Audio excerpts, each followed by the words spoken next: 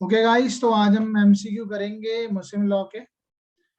ठीक है, तो काफी हमें स्पीड रिवीजन करना होगा because even though we have not done for the mains purpose, Muslim law अभी तक हमने नहीं किया है, लेकिन कुछ बेसिक चीजें होंगी वो जरूर हमारे को इन एमसीक्यू से समझ में आ जाएगी। ठीक है, कुछ बेसिक चीजें करेंगे, then will talk about this MCQs. Okay, कुछ चीजें मैं लिखता हूँ जो मुझे लगता है इंपॉर्टेंट है, वो चीजें मैं शुरू में ही डिस्कस कर लेते हैं। ठीक है, तो मुस्लिम लॉ को हम बेसिकली अगर हम टू सेक्ट्स के पॉइंट ऑफ व्यू से पढ़ते हैं, मुस्लिम लॉ एक तरफ होते हैं सुन्नी और दूसरी साइड है शियास।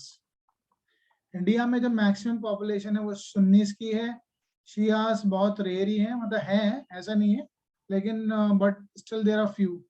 इनका डिवीजन किस तरीके से हुआ था? सुन्नी जो है अल्टीमेटली जब क्या हुआ, प्रॉफिट मोहम्मद जो थे, प्रॉफिट मोहम्मद जब इनका टाइम आया, I mean they are about to expire, तो the question was arose that who is going to be the successor. अब उनकी पद को कौन संभालेगा? तो कुछ ऐसे फॉलोअर थे जिन्होंने कहा भाई इसके लिए हम इलेक्शन करा लेते हैं। ठीक है, इसके लिए हम इलेक्शन करा लेते हैं। कुछ ने कहा नहीं, एक काम करते हैं, जो प्रॉफिट मोहम्मद साहब की जो बेटी थी फातिमा, उनका जो हस्बैंड है अली, उन्हीं को इनका बना देते हैं सक्सेसर। तो ultimately those who followers in the favour of Ali, वहां से कॉन्सेप्ट का इनका डिवीजन हुआ, तो उसको कहा गया शियास, जो फॉलोअर थे अली की साइड में, and those who I mean thinking that there must be election, proper fair होना चाहिए, तो उन फॉलोअर्स को कहा गया सुन्नी। तो वहां से एक डिवीजन हुआ है। अभी इतना ही समझते हैं, इतना काफी होगा। शियास एंड सुन्नीस।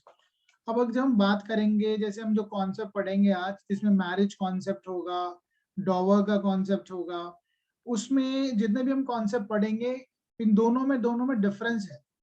शियाज और सुन्नी में उन कॉन्सेप्ट को लेकर ही डिफरेंस है। जैसे मैरिज के कॉन्सेप्ट में भी डिफरेंस है दोनों में लेकर, तो वो हम वहीं से क्वेश्चन आपसे पूछे जाते हैं, वो डिफरेंस के पॉइंट ऑफ व्यू से क्वेश्चन बनते हैं। और कुछ बेसिक लॉ चीजें इसमें हम पढ़ लेंगे, कुछ सोर्सेज हैं मुस्लिम लॉ के, क्या सोर्सेज रहे होंगे वो चीज हम जान लेंगे। एंड मुस्लिम लॉ में जो स्कूल्स हैं, अब शियाज और सुन्नीज में भी स्कूल्स हैं, जैसे हमारे हिंदू लॉ में भी स्कूल्स हैं, यहाँ पे भी कुछ स्कूल्स हैं। ठीक है, स्कूल ये नहीं है यहाँ पे क्लासेस चलती हैं, बस कुछ बातों को फॉलो करने वाले हैं, अलग अलग इमाम्स ने अपनी अपनी बात कही है, तो उसको फॉलो करने से वो स्कूल बन गए। इन द नेम ऑफ इमाम बने, इमाम नहीं है तो उनके चेलों के नाम पर स्कूल्स बन गए हैं। ठीक है, पहले हम सोर्सेस की बात कर लेते हैं। तो कुछ हमारे एंशिएंट सोर्स थे जो मुस्लिम लॉ से डील करते हैं, जिसमें it can be a Quran. ठीक है, कुरान तो सबसे important source of Muslim law है ही। कई जगह क्यू लिखा है, कई जगह के लिखा है, तो it's all up to you. तो कुरान है, फिर हमारे पास हदीस है, फिर इजमाज है। ठीक है, इजमाज, and then we have a कियास। अब इसमें क्वेश्चन कहाँ से बनता है? कुरान आप जानते हैं, हदीस जानते हैं, क्वेश्चन इन दोनों में से बन जाता है। पूछ लिया था इजमा क्या है, तो इजमा के लिए आप ये लिख लीजिएगा। देखो, हाँ, हदीस क्या है, हदीस भी जान लीजिए।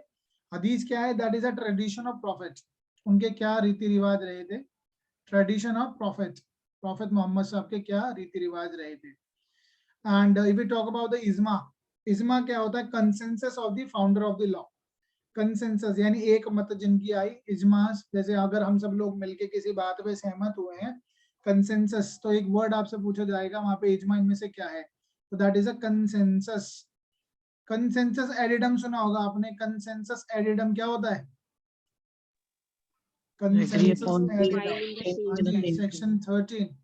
ठीक है, agreed upon the same thing in the same sense. तो इसी तरीके से इजमा, कंसेंसस आप याद रखना, एक क्वेश्चन पूछा जा सकता है, व्हाट इज इजमा। एंड अगर कियास की बात करें, कियास is a collection of the rules और principles deducted by the method of analogy and interpretation. अब कुछ इतनी सारी चीजें तो मैं लिख तो पाऊंगा नहीं, पर एक बार सुन लीजिएगा। तो you can call it is a collection of rules, collection of rules और principle deducted by the method of analogy and interpretations. बहुत डिटेल में नहीं जा पाएंगे because of the possibility of time, otherwise बहुत चीजें हम डिस्कस कर सकते हैं। इनका आई मीन ओरिजिन कैसे हुआ, बहुत सारी चीजें हैं।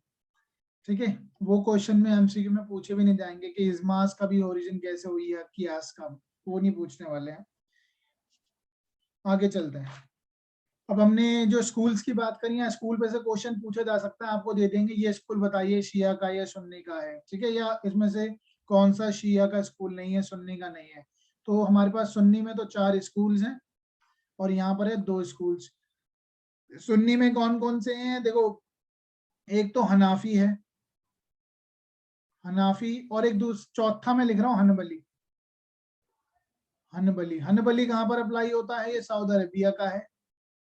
हनाफी इंडिया में सबसे ज्यादा है जो इसके स्कूल के फॉलोअर्स हैं।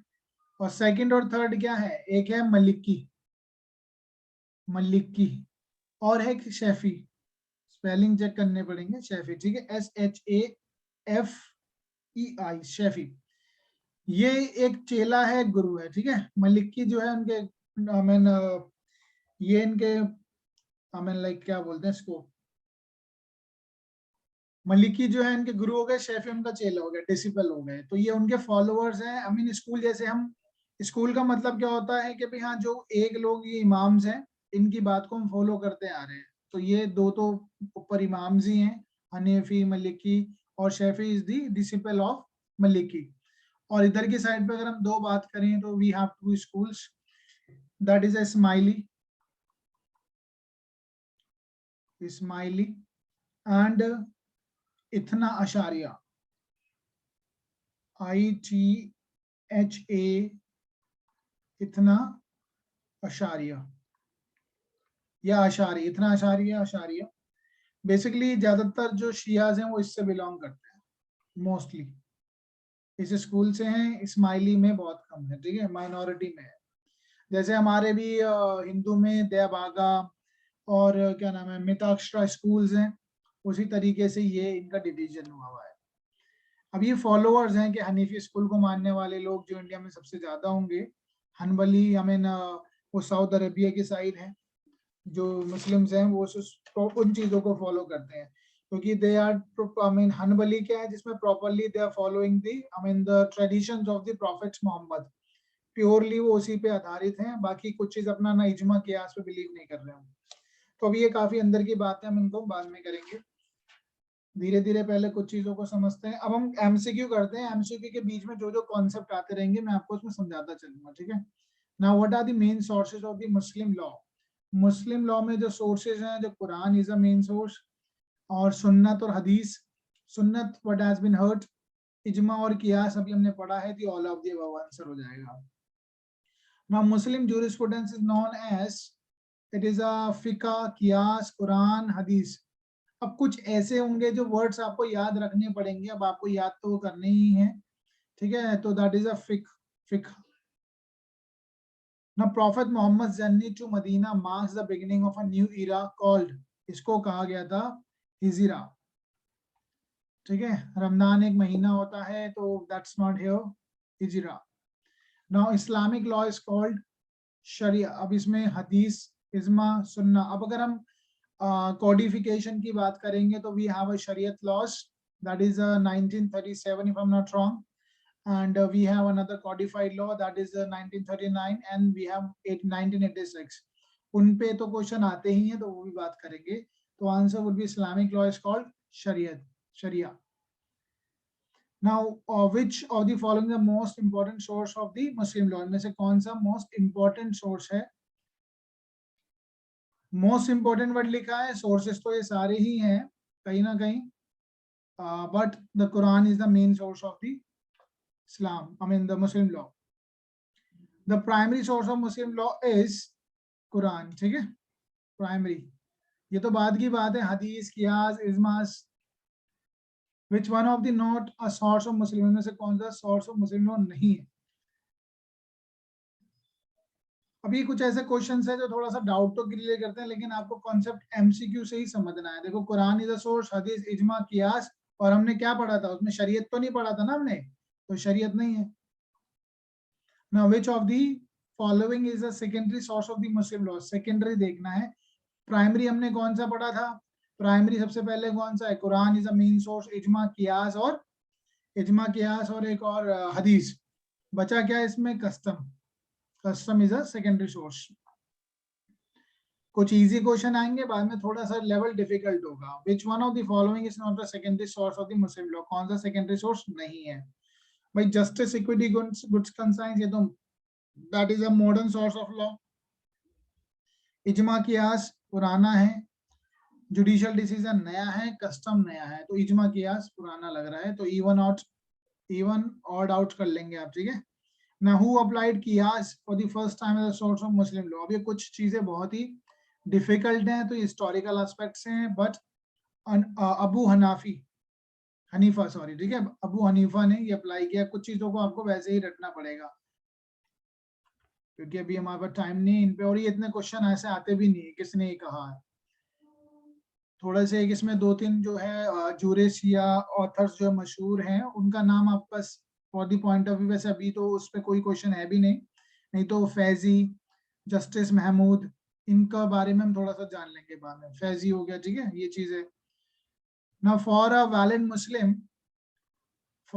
मुस्लिम मैरिज, शादी में क्या होना चाहिए? इंडिया आई मीन मुस्लिम में जो मैरिज है, it is a contract, it's not a sacrament, तो दे मस्ट बी ऑफर होना चाहिए, and that has to be कबूल, यानी एक्सेप्टेंस होना चाहिए, and it should take place at the same time and same place, ठीक है। तो इसका आंसर हो जाएगा C, offer and acceptance must be at the same time and same place. According to Sunni law, the chief source of the Muslim law are, that is a Muslim law सुन्नी की बात कर रहा है, तो सुन्नी है, तो इनमें कुरान, हदीस, इजमा, कियास, ये भी हमने पढ़ा है। इसको कॉम्बिनेशन आप देखोगे तो कई जगह इक्विटी लिखा है, तो इक्विटी नहीं है, ठीक है। प्रेसिडेंट लिखा है, वो भी नहीं होता, that is a secondary source. ना Muslim goes to any country of the world, अगर एक मुस्लिम जाता है किसी भी कंट्री में विद इस पर्सनल लॉ के साथ, तो जाता ही जाता है। Without his personal law, living his personal law in his country, ऐसा नहीं छोड़ के जाएगा। With an object of obeying the law of the country concern with his concern which includes personal law, ठीक है। जब वो जाएगा तो उस कंट्री के कानून तो फॉलो करेगा ही, विच इंक्लूड्स पर्सनल लॉज भी। बेकार क्वेश्चन था। इजमा as a source of Muslim law means, इजमा as a source of Muslim law means, अभी हमने बात भी करी थी इजमा और कियास की, क्या होता है? Unanimous opinion of the Muslim jurist, जहां पे एक मत, सब लोग इकट्ठा हो गए कि हाँ ये चीज ठीक रहेगी। ट्रेडिशन ऑफ प्रॉफिट क्या होता है, इसका बताइए जरा, क्या होता है ट्रेडिशन ऑफ प्रॉफिट? हदीस। हाँ जी, हदीस, याद रखिएगा, ठीक है। एनालॉगी डिडक्शन अभी बताया था, बताइए जरा, कियास। हो सकता है? हाँ जी, यही याद रखना, यहाँ से क्वेश्चन आएगा ही, यही दो चार क्वेश्चन बनते हैं इसमें शुरू में। तो which of the following are the source of Muslim law, कौन सा सोर्स जो है मुस्लिम लॉ का बनता है? कुरान भी है, कियास भी है, इजमास भी है, ठीक है, all of the above. Which of the following modifies the application of Muslim law, ठीक है। अब इसमें आप लोग जानते हैं मुस्लिम law is not recognising any concept of the divorce, but later in the year of 1939 जो मुस्लिम जो वुमेन है उसको भी एक मैरिज को डिसॉल्व करने का राइट दिया गया था। Earlier it was not there. However, in 1939 there was an act, Muslim Marriage Dissolution Act, जहाँ पे वुमेन को अधिकार दिया गया इस पर्टिकुलर एक्ट में, ठीक है। मेल की तो जरूरत ही नहीं थी, मेल को तो शुरू से ही था, मेल तो जब मर्जी दे दे, ठीक है। उस पर भी चर्चा हम करेंगे, ठीक है। कौन सा हमारा जो तलाक है अभी, तलाकुल सुन्नत और तलाकुल बिद्दत जो है, उसमें से तलाकुल बिद्दत को इनवैलिड कहा गया, ठीक है। तो ये दोनों चीजें हैं, आई मीन दोनों क्या, तीनों एक्ट शरीयत भी है, तो ऑल ऑफ द अबव हो गया। Now, शरीयत एक्ट 1937 कंटेन्स ओनली, कितने सेक्शन है इसमें? बहुत छोटे छोटे सेक्शन है, एक घंटे में तो सारे ही पढ़ लोगे, एक घंटा भी नहीं, 15-20 मिनट में पढ़ लोगे आप। तो बी है इसका, 6 ही सेक्शन है शरीयत में। Muslim law does not apply to which of the following, इस पे अप्लाई नहीं होता है। Gift, maintenance, just and trust properties, succession to agriculture land, इस पे नहीं होगा। गिफ्ट पे अप्लाई होता है, गिफ्ट के कुछ रूल्स अलग हैं मुस्लिम पर्पज से, एंड मेंटेनेंस के अलग हैं, ट्रस्ट के अलग हैं। Trust in the sense of वक्फ मान सकते हैं इसको, ठीक है, वक्फ, बट ये एग्रीकल्चर लैंड का सक्सेशन नहीं है। Now which of the following Muslim law applies in India? Muslim penal law अलग तो है नहीं, मुस्लिम अलग से थोड़ी ना पनिश होते हैं, आईपीसी से गवर्न होते हैं। मुस्लिम लॉ ऑफ एविडेंस भी अलग नहीं है, ठीक है, तो ये अलग अलग है, ठीक है। Now, which one is not a recognized branch of Sunni school of Muslim laws? अब मैंने आपको कहा था क्वेश्चन पूछा जाएगा, इसका आंसर आप इजीली दे देंगे, एक बार देखिए। हाँ जी, इतना अशारिया है ना, ये किस में आता है? शिया सेक्ट। पे चलिए आगे चलते हैं। Which one of the following is not a school of Sunni law? इनमें से कौन सा स्कूल सुन्नी लॉ का नहीं है? हनबली सऊदी अरेबिया, शेफी चेला, मलिकी गुरु, मुतजिला ये नहीं है। याद करके ठीक है पढ़ोगे तो इजीली समझ में आ जाएगा। I hope Seema is you are also listening, ठीक है। Seema are you there? Yes sir. Okay, ये ध्यान रखना, एक आध क्वेश्चन टक्कर सकता है इस बारी, थोड़ी सी पॉसिबिलिटी है, क्योंकि लास्ट 2 ईयर से कोई क्वेश्चन आए नहीं है, लास्ट 2 टाइम से, particularly for Haryana. Okay sir. Marriage की बात करें तो जैसे मैंने आपको बताया, मुस्लिम में जो मैरिज है that is not a sacrament, however it is a civil contract. अब इसमें कई सारे ऑथर्स भी हैं, उनका नाम अब ज्यादातर वैसे जस्टिस महमूद है एंड फैजी है, उनके कुछ व्यूज हैं, बस वो इतना इंपॉर्टेंस रखता नहीं है, अदरवाइज मेन सी क्लास तो है नहीं, एमसीक्यू के पॉइंट ऑफ व्यू से पढ़ रहे हैं। तो marriage in the Muslim law is a, it's not a sacrament but is a civil contract. Who has observed marriage is both a civil content religious? अच्छा, ये किसने कहा है? अच्छा ओके, तो इसमें आपको डाउट यहाँ पर क्रिएट होगा, जस्टिस महमूद ने, तो जस्टिस महमूद ने नहीं कहा, ये याद रखना।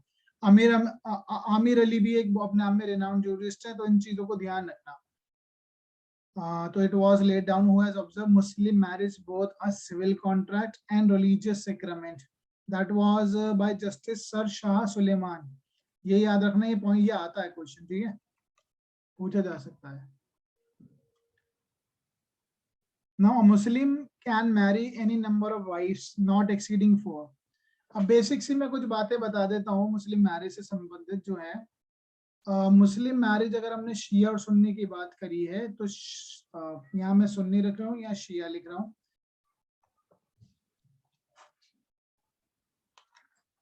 इसमें अगर हम देखेंगे सुन्नी के अंदर मैरिज जो है या तो वैलिड होगी या तो वैलिड होगी या वॉइड होगी या इरेगुलर होगी। बट यहाँ पे सिर्फ 2 ही कॉन्सेप्ट है, वैलिड और वॉइड। इरेगुलर का कोई कॉन्सेप्ट नहीं है किसमें? शियाज में। अब ये आपके इसकी कुछ जो उर्दू की वर्ड है ना वो आपको जरूर याद रखना है, ठीक है, वो मैं बताता हूँ आपको। वैलिड मैरिज को हम क्या कह सकते हैं? वैलिड मैरिज को सही कह सकते हैं क्या? सही, SAHIH, सही मैरिज हुई है, बढ़िया, बिल्कुल फर्स्ट क्लास, कोई प्रॉब्लम नहीं है, वैलिड। क्या वॉइड को बातिल, बातिल कह सकता हूँ, बातिल, बातिल या बतील, whatever the pronunciation it would be। और बातिल का आप ऐसे याद कर लेना, बकवास, ठीक है, जो है ही नहीं, अस्तित्व में नहीं है। वॉइड दोनों में होते हैं, शिया और सुन्नी। एक होती है इरेगुलर मैरिज। इरेगुलर मैरिज को हम बोल सकते हैं फसीद, फसादिया, ठीक है, फसीद फसादिया। फसादिया तो सही कर लो, चीजें फंस गई हैं तो सही कर लो, यानी वो मैरिज जो इरेगुलर तो है but it can be validated. It's not like a voidable. There is a huge difference between voidable as per the Hindu laws and irregular. ठीक है, अब ये आपको पता होनी चाहिए इरेगुलर कौन से, जो इरेगुलर है उसको वैलिडेट किया जा सकता है। तो 3 तरीके की मैरिज है, एक तो सही होगी, बातिल हो गई और फसीद। अब ये काफी बड़ा इंपॉर्टेंट टॉपिक है, मैं डिटेल में तो जानना चाहता हूँ, बड़ा सिंपल सा ही टॉपिक है, लेकिन फिर भी कुछ चीजें मैं बताता हूँ आपको, ठीक है, इसमें जहां से क्वेश्चन बनता है इसका, क्विकली करना पड़ेगा ये।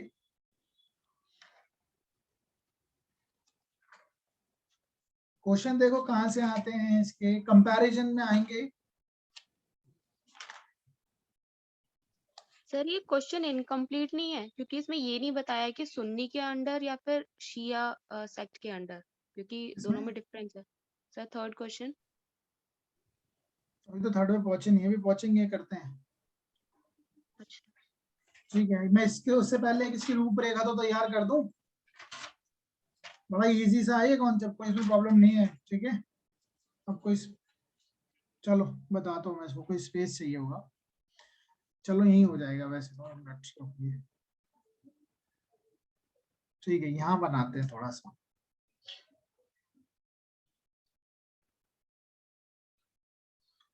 ठीक है, देखो अब मुस्लिम मैरिज में जैसे शियाज हैं और सुन्नीज हैं, शिया और सुन्नी, यहाँ पर इनको मैरिज को लेकर कुछ टर्म्स एंड कंडीशंस भी होती हैं।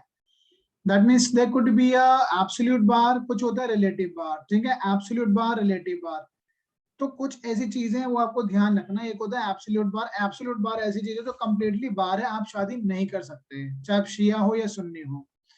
एक होता है वर्ड कंसेग्यूनिटी, कॉन्सेग्यूनिटी। ठीक है, क्या होता है ये? कॉन्सेग्यूनिटी सर रिलेटेड बाय मैरिज। नहीं, मैरिज नहीं है। The blood. ब्लड, कॉन्सेग्यूनिटी होता है ब्लड। ठीक है। आपके जो रिलेशन है बहुत क्लोज है। भाई जैसे कुछ चीजें लिख लीजिए, कोई इंसान अपनी मदर से शादी कर सकता है, ग्रैंड मदर से कर सकता है, ये ब्लड से संबंधित हो रहे हैं ना। ठीक है, बिल्कुल प्रोहिबिटेड है, आप इसमें शादी नहीं कर सकते। कॉन्सेग्यूनिटी, ब्रदर और sorry mother, grand mother, daughter, grand daughter, sister. ठीक है, चाहे फुल ब्लड, हाफ ब्लड, ऐसी चीजें। ठीक है, आंटी चाची से मैं शादी नहीं कर सकता, बीइंग अ मुस्लिम, तो मैं अपनी भतीजी से भी नहीं कर सकता। तो ये होता है बाय ब्लड, आई मीन जहां से आपका ब्लड रिलेशन है। लेकिन एफिनिटी की बात करें, एफिनिटी ये क्या होता है? इसमें related by So marriage. related to ये marriage. आप मान के चलो, शादी होगी, मैरिज होगी, उसके बाद जैसे अगर मेरी शादी हो जाती है, तो मेरी शादी होने के बाद जो मेरी वाइफ है उसके जो मदर हैं या उनके जो ग्रैंड मदर है, ठीक है, या उनकी, मेरी शादी होने के बाद जो wife, I mean descendant of his wife, उसके भी जो भी रिलेशन में जो वाइफ्स होंगी ना, उनसे मैं शादी नहीं कर सकता हूँ। अभी फॉर द टाइम बिंग इतना ही समझते हैं, बाकी एक लिस्ट है वो हमें पता होनी चाहिए। फिर एक होता है फॉस्ट्रेज। फॉस्ट्रेज भी बहुत इंपॉर्टेंट है। फॉस्ट्रेज होता है जिसने, कोई जैसे मेरी मदर है या फिर हमें कोई किसी की भी जो मदर है उसकी मदर ने किसी को अगर जो हमें फीडिंग कराई है, तो जो रियल जो बच्चे हैं अमन और उसको जिसको फीड कराया है वो आपस में शादी नहीं कर सकते। ठीक है, ये लोग शादी नहीं कर सकते हैं। तो child under the age of 2 years, ठीक है, that who has just fed by the mother, वो आपस में शादी नहीं कर सकते। फिर आता है प्लुरैलिटी ऑफ हस्बैंड्स। अब एक से ज्यादा अगर किसी का हस्बैंड है, ऑलरेडी मैरिड है, ऐसे ही एक वाइफ है, क्या वाइफ, मैं किसी की वाइफ से शादी कर सकता हूँ? बीइंग अ मुस्लिम मैं नहीं कर सकता, ये एब्सोल्यूट बार है। ठीक है, इसको यहाँ लिख लेना। ठीक है, यहाँ पे स्पेस थोड़ा कम लगा था। हस्बैंड और वाइफ जो ऑलरेडी है, एक हस्बैंड चार से ज्यादा, चार शादी तो कर ही सकता है। ठीक है, ये तो कॉन्सेप्ट है, लेकिन मैं बात कर रहा हूँ क्या एक हस्बैंड या एक वाइफ, सपोज एक वाइफ जो है, जो एक ऑलरेडी मैरिड है, हस्बैंड शादी करना चाहता है, यानी एक मेल शादी करना चाहता है उस लेडी से जो ऑलरेडी मैरिड है, तो मैरिड से शादी कहाँ से कर लेगा? ठीक है, वो नहीं कर पाएगा। चार बीवियां रख सकता है जरूर। तो ये होती है एब्सोल्यूट बार। और एक होता है फिर रिलेटिव बार। रिलेटिव बार में हम बात करते हैं कुछ ऐसे अनलॉफुल कंजंक्शंस है। ये क्वेश्चन बनता है यहाँ से। ठीक है, आप यहाँ पे मैं बात कर रहा हूँ रिलेटिव बार्स का। रिलेटिव बार, रिलेटिव बार ऐसी चीज होती है जो अनलॉफुल कंजंक्शन है। अनलॉफुल कंजंक्शन में जैसे आएंगे, जैसे दो जो वाइफ्स हैं, जैसे दो जो वाइफ हैं, दो सिस्टर्स हैं, ये एच ने क्या करा, एक उसकी वाइफ है, क्या वो अपनी वाइफ की सिस्टर से शादी कर सकता है? क्योंकि ये तो दोनों वाइफ हैं, ये तो एक दूसरे से ब्लड से संबंधित है ना। तो husband can not marry the two sisters.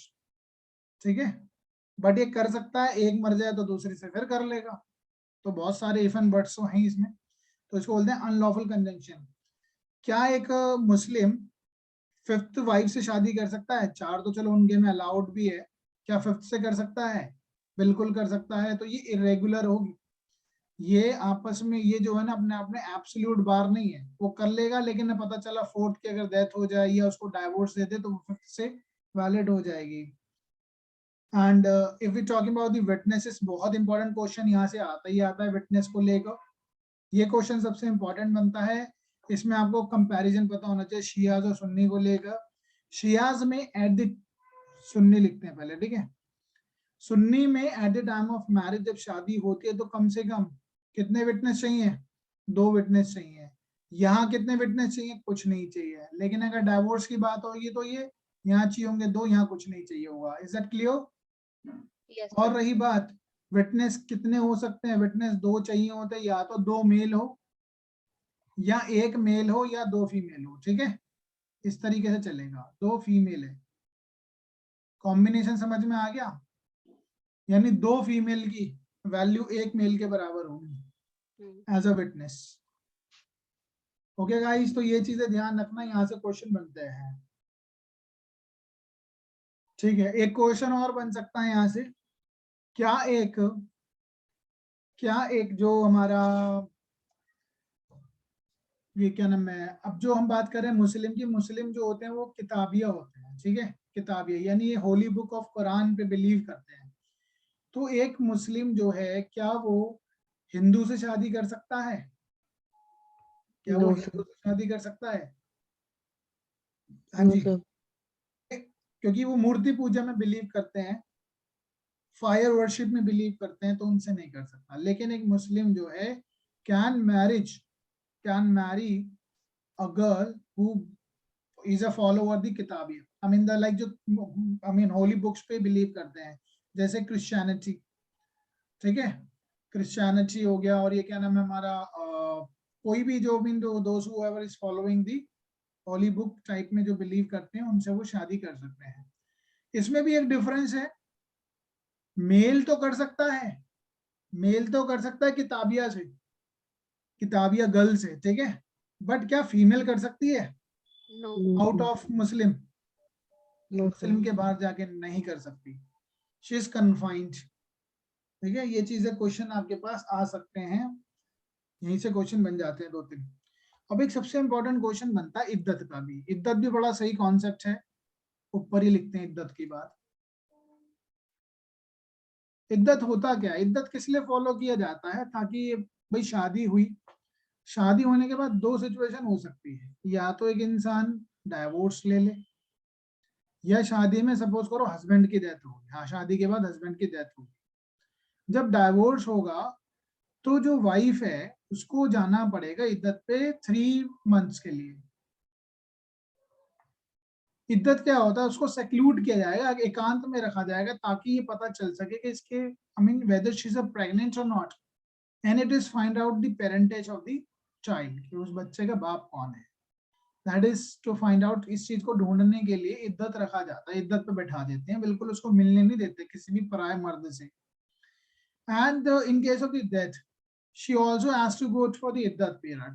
इद्दत इस सिचुएशन में 4 महीने 10 दिन का होता है, 4 महीने 10 दिन का होगा। अब इसमें काफी सारी अंदर प्रॉब्लम भी है, मैरिज कॉन्ज्यूमेट ही नहीं हुई है, शादी कॉन्ज्यूमेट ही नहीं हुई, तो इद्दत पे बैठने की जरूरत है क्या?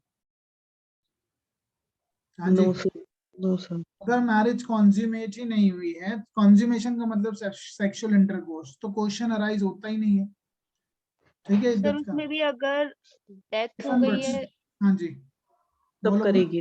तब तो बिल्कुल। इद्दत इज मैंडेटरी। अब ये है लेकिन ना अगर डाइवोर्स कॉन्सेप्ट, हुआ है हाँ देन बहुत सही बात है। अब इसमें चलो आप बोलिए, फिर मैं बताता हूँ, बोलिए जल्दी से यामिनी।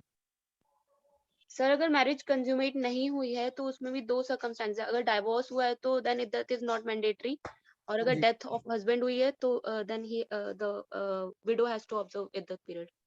बिल्कुल ठीक है, तो ये कॉन्सेप्ट है। अब हम 2 घंटे में तो इतनी सारी चीजें हैं, वो सारा क्लियर, एक एक पॉइंट को क्लियर नहीं कर पाएंगे, लेकिन आपका आंसर बिल्कुल ठीक है। अब इसमें एक चीज और है, सपोज कीजिए, एक और मैं बता देता हूँ, इसमें ऐड कर देता हूँ आपकी बात में। अगर कोई वाइफ है, वो डाइवोर्स हो गया उसका, ठीक है, तो इद्दत पे वो 3 महीने बैठेगी। जब वो 3 महीने बैठेगी इद्दत पे, और इसी इद्दत के दौरान उसके हस्बैंड की डेथ हो जाए, तो what is the situation?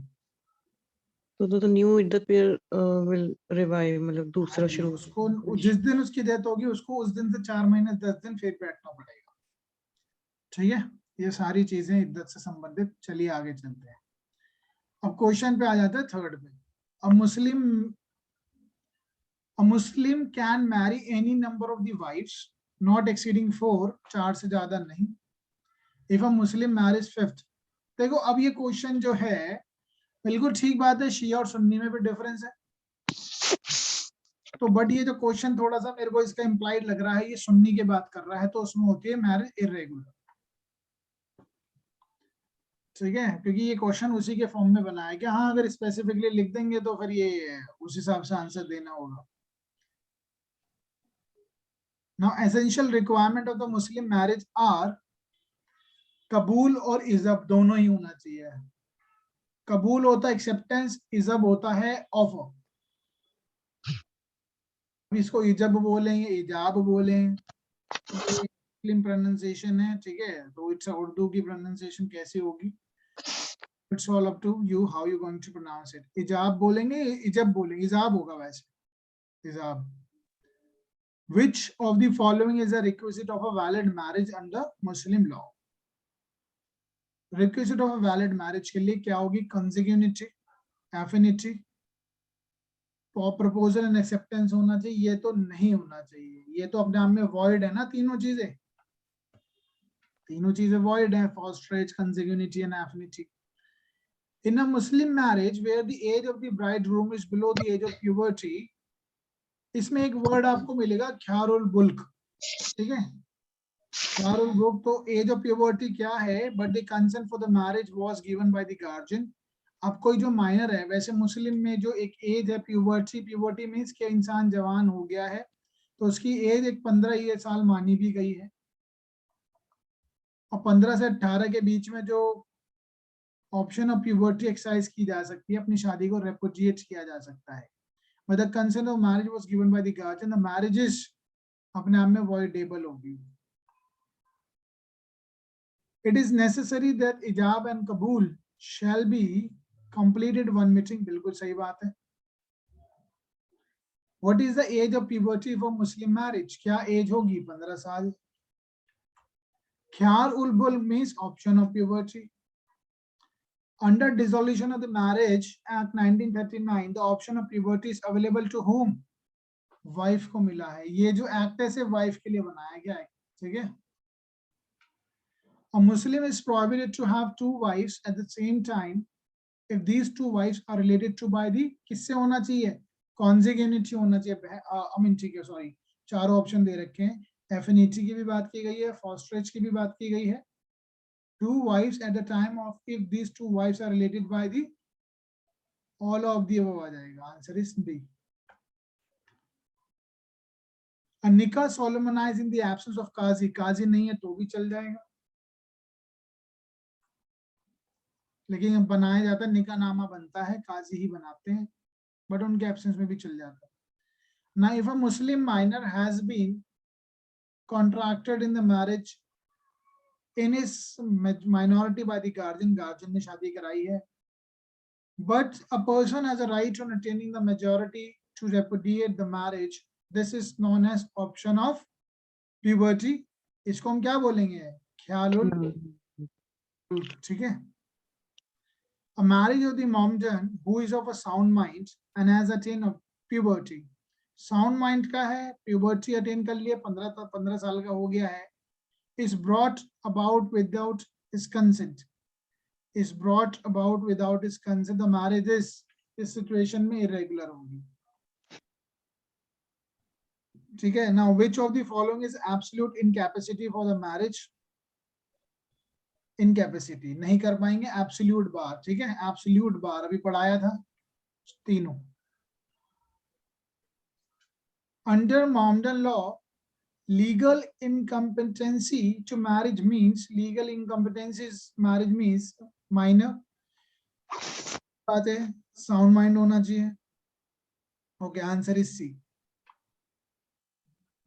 A man is prohibited to marrying his daughter, वो अपनी बेटी से शादी नहीं कर सकता, इसका क्या होगा? ये कंसेग्यूनिटी है। Which one of the following is not essential for a valid marriage under Muslim law? में कौन सा essential नहीं है? Offer and acceptance होनी चाहिए, competent party होनी चाहिए, fosterage से नहीं हो सकती शादी। What type of the Muslim marriage is which is performed temporary for enjoyment? अब आती है बात मुता marriage।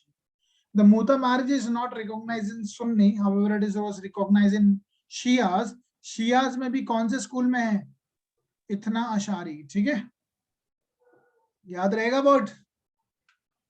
हाँ जी, याद रहेगा स्कूल? यहाँ पर इतना अशारी में है मुता मैरिज। मुता marriage is just for the temporary purpose, for the purpose of enjoyment only. मुता मैरिज से क्वेश्चन बनता है कि मुता मैरिज अगर कंज्यूमेटेड नहीं हुई है तो मेहर कितना मिलेगा?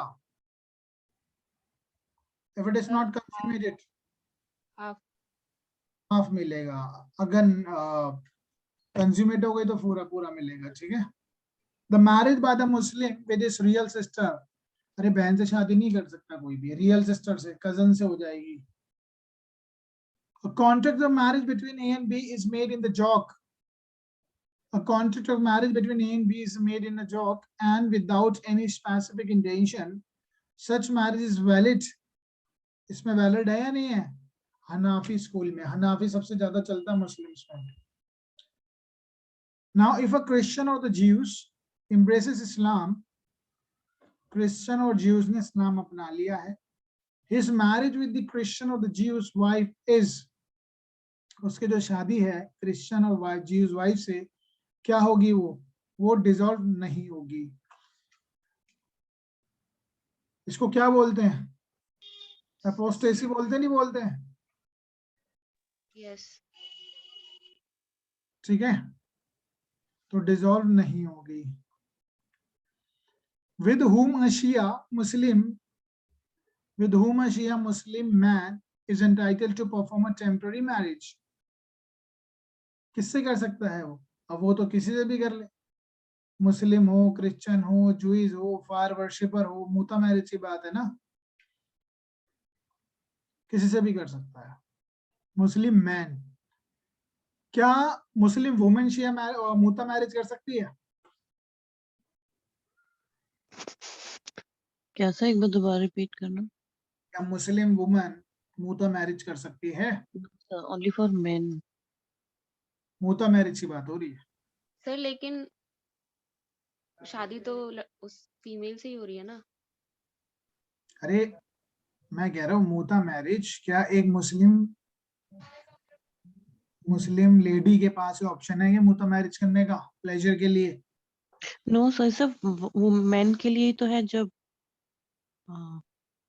के लिए मुता मैरिज शिया में। लेकिन जब हाँ जी। शादी हो रही है हस्बैंड एंड वाइफ की, तो दोनों ही मुता मैरिज में हो गए ना। अरे राइट की बात हो रही है, वाइफ, तलाक होता तो दो ही तो अलग होते हैं, लेकिन तलाक अवेलेबल वो औरत को थोड़ी ना था। हाँ जी, अब राइट की बात हो रही है ना, क्या उसका पास अधिकार है मुता मैरिज करने की? जी औरत पे?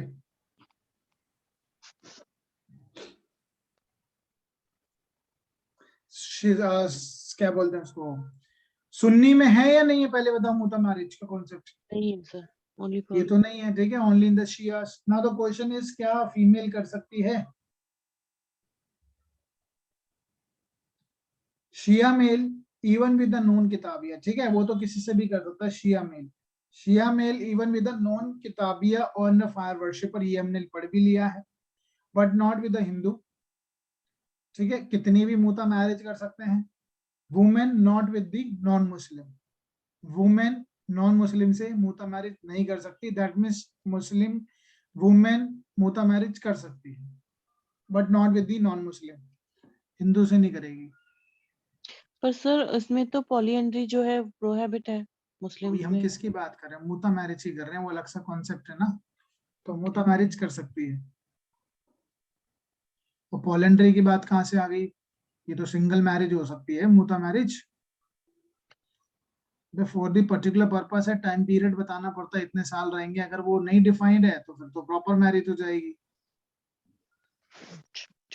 सुन्नी मुस्लिम कंसीडर मुता marriage as, Sunni Muslim consider मुता मैरिज एज void.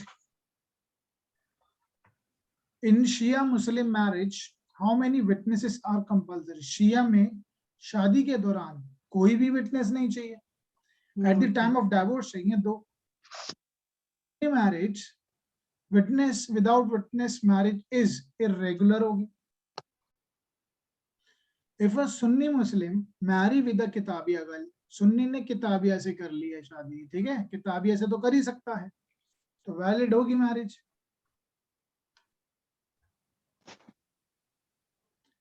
अच्छा, हिंदू और मुस्लिम की शादी जो होगी किस एक्ट के तहत होगी? Special marriage act. Marriage, special marriage act 1954, by which man a Muslim lady may legally marry.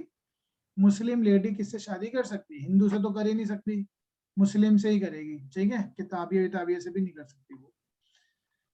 Now a marriage between the person with this consanguinity, marriage between the person with consanguinity relationship under Muslim law is void.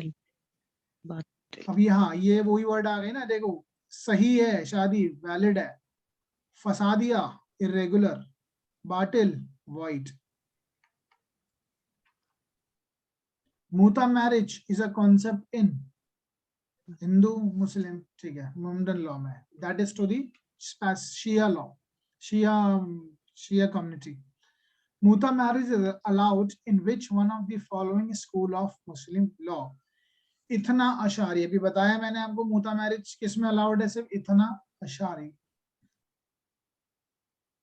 M the mother of Muslim minor daughter, Muslim एक minor daughter है, उसकी mother है M, contracted her marriage in his lifetime of the father, ठीक है, who was become an apostate, उसने अपना धर्म त्याग दिया है। the marriage is क्या होगी? valid. वैलिड हो जाएगी, ठीक है। now minimum period for the muta marriage is not defined, there is no particular period, एक दिन की भी हो सकती है शादी, it's for the pleasure only.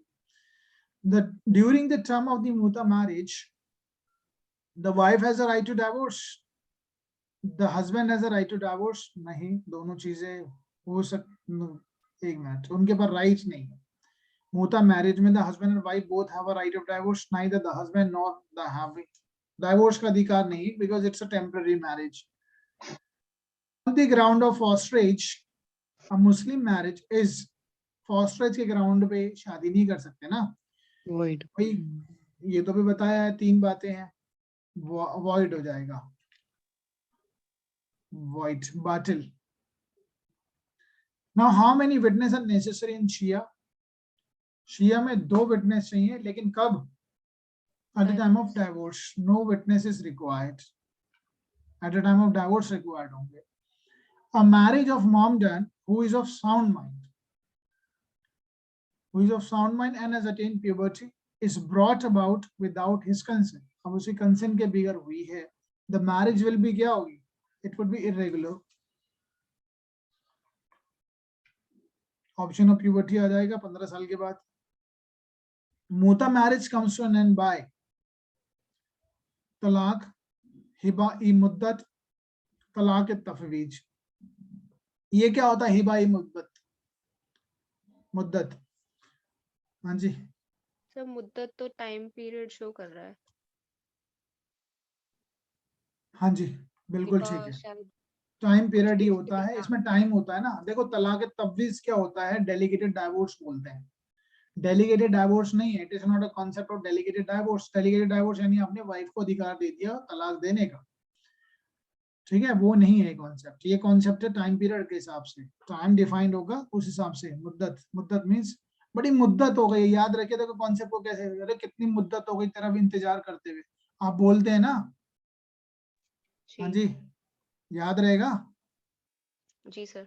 अब तो नहीं बोलोगे, मुद्दत से इंतजार कर रहे हैं तेरा लंबे समय से, तो समय, टाइम, मुद्दत। On consummation of the marriage of मुता मैरिज की बात करें, the wife is entitled, full मिलेगा उसको, ठीक है, डॉवर, ठीक है, जो मेहर की रकम है वो पूरी मिलेगी। खिलाफत उस सहिया,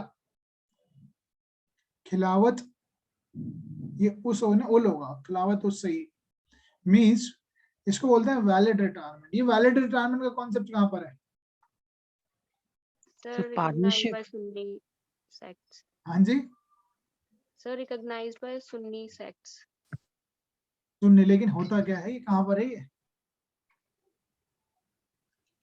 सर इसमें प्रेज्यूम कर लिया जाता है कि marriage between husband and wife consummate हो गई है, कुछ ऐसा कॉन्सेप्ट है। टाइम के हिसाब से ही है, अगर लंबे समय से दोनों एक साथ रह रहे हैं तो इट वुड बी प्रेज्यूम के कंज्यूमेटेड भी हुई होगी। ठीक है, अब इसको हम बाद में डिटेल में पढ़ेंगे। वैलिड रिटायरमेंट, नहीं ये वो नहीं है, पर माइंड में आ नहीं रहा, क्वेश्चन थोड़ा अधूरा सा भी लग रहा है।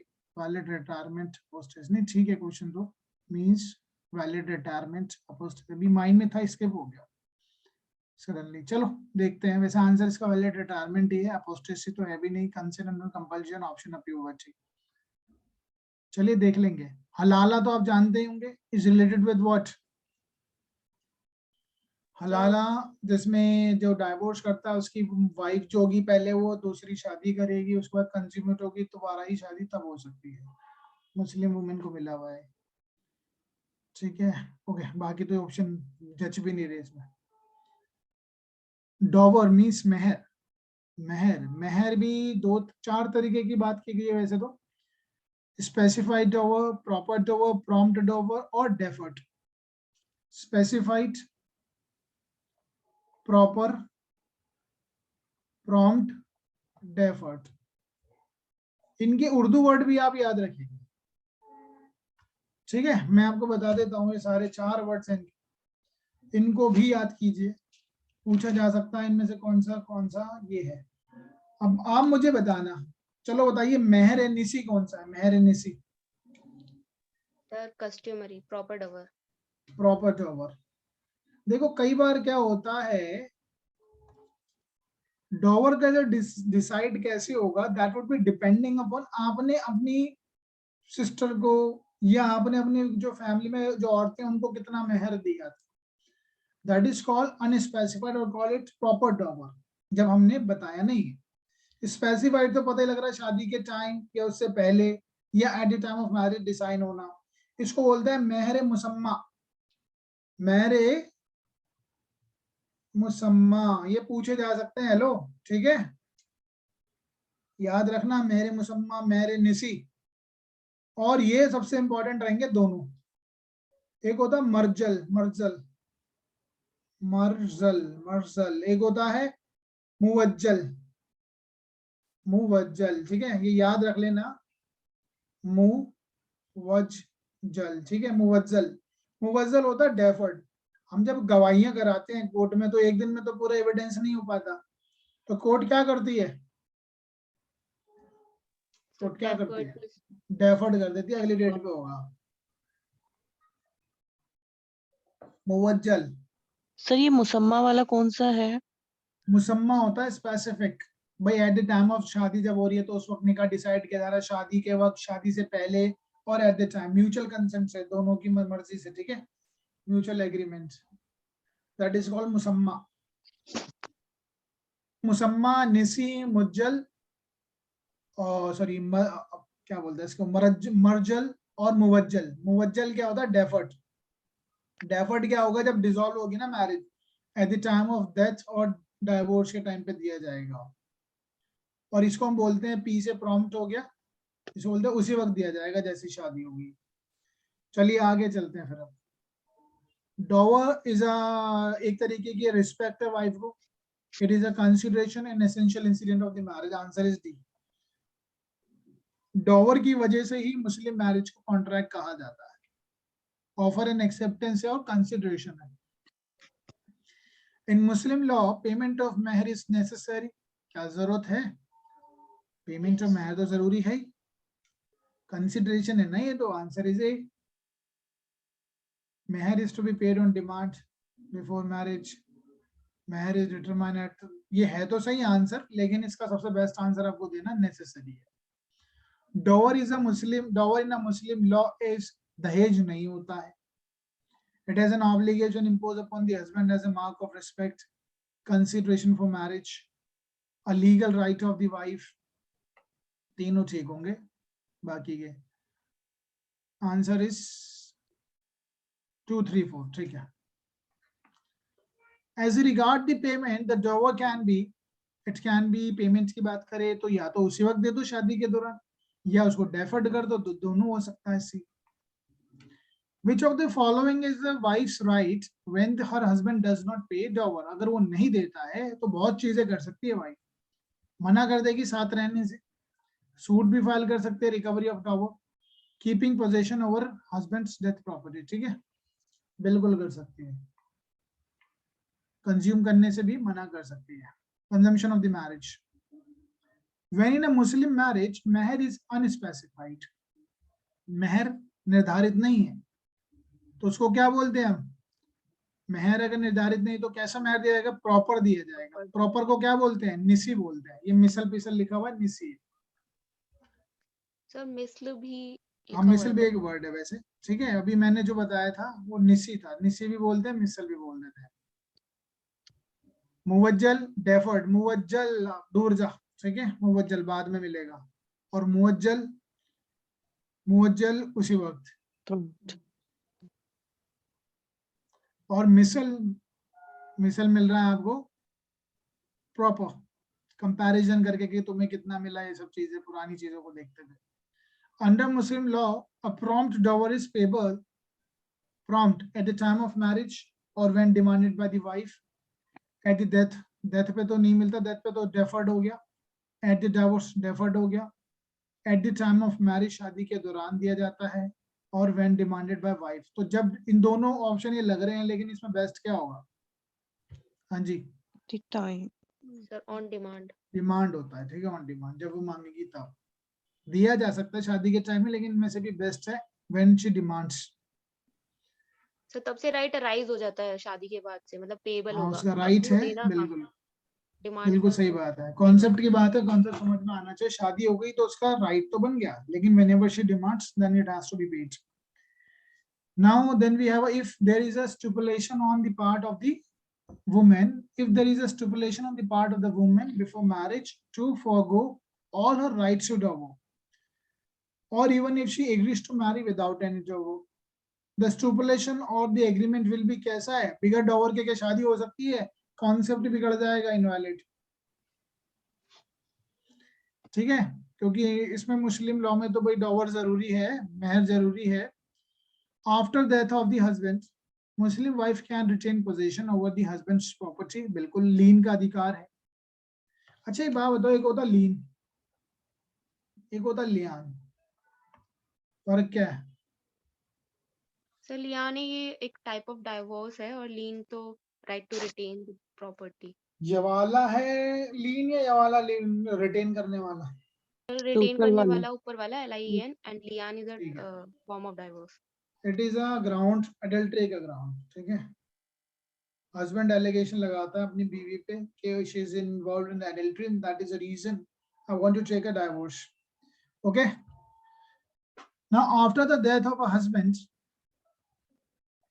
a Muslim wife can retain possession over the husband, यानी retain की बात चल रही है, until the dower is paid। This right, this is her right of preemption, थोड़ी ना, सूफा थोड़ी ना, रिकवरी नहीं है, pledge नहीं है, that is a retention। Dower debt is, ये dower debts कैसा है, it is a unsecured होता है, ये secured नहीं, अगर ये unsecured होता तो ये भी ऑप्शन हो जाता, और actionable claim तो है ही। कैसा डेट से ये अनसिक्योर्ड है, कुछ गिरवी रखवाया है क्या? कुछ गिरवी नहीं रखा है, अनसिक्योर्ड डेट्स होते हैं।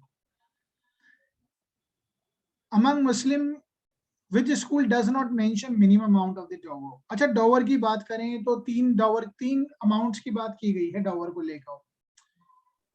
एक होता है 10 दिरहम, एक जगह बात की गई 3 दिरहम, अब एक जगह बात की गई 500 दिरहम। कौन मुझे बताएगा मैंने क्या लिखा है? सर ये मिनिमम लिमिट है सुन्नी लॉ में, हनफी लॉ में 10 दिरहम और मलिकी लॉ में 3 दिरहम, ठीक है, और वो 500 मैक्सिमम लिमिट। हाँ जी, बहुत बढ़िया, दे रहा हूँ। शिया 500 शिया लॉ। मैक्सिमम लिमिट है, मैक्सिमम लिमिट इन द शिया। हो गया ये क्वेश्चन पूरा, यहीं पे खत्म हो जाएगा। ये मैक्सिमम लिमिट है 500 दिरहम, there is no minimum limit, but in the case of Hanafi there is at least there must be a 10 dirham minimum and 3 dirham is the Maliki। चलिए, among Muslim which school does not mention minimum amount of the dower? Chaffee में कोई नहीं है, ठीक है, हनीफी और Maliki में तो है। What is the proposition of unpaid dower as per Muslim personal law. Unpaid dower जो नहीं मिला है वो क्या है अपने आप में अनसिक्योर्ड डेट्स हैं, और जिसको नहीं मिला है तो that is called unsecured creditors. ठीक है, नाउ अभी एक देख लेते हैं कितना बचा है। अभी 1 घंटा ही हुआ है हमारी क्लास को। चलो कोई बात नहीं, करते सर हैं। एक बार वो दोबारा बता दो सर, वो मिनिमम मैक्सिमम क्या बताया मेरे को समझ नहीं मिनिमम है 10 dirham in the आया। किस Hanifi school, 3 dirham in the Maliki school, and the maximum limits 500 dirham in a Shia school. Shia Siya में मिनिमम नहीं है इसका मतलब? मिनिमम में कोई नहीं। ऑल्दो ये वैसे ऑब्सोलीट हो गया है, अब कहाँ दिरहम में चलता है। हाँ नहीं, वैसे तो मिलेगा, उन चीजों को मानते हैं वो चीजों को, ठीक है अभी भी, लेकिन अब ये बहुत पुरानी बातें हैं, तो इतना 10 dirham क्या होता है, 13 रुपए का उस वक्त dirham की बात की गई थी, तो 130 रुपए मिलेंगे क्या? तो ये लेकिन कॉन्सेप्चुअल चीजें आती है, पेपर में तो पूछा जाता है। हिस्ट्री हो गई तो उसका मतलब थोड़ी ना पूछा नहीं जाएगा, पूछा जाता है ना। Most proper divorce is, divorce जो है इसको मेजरली तौर पर एक चार्ट बना लेते हैं क्विकली, चार्ट बना के पढ़ते हैं इसको, ठीक है।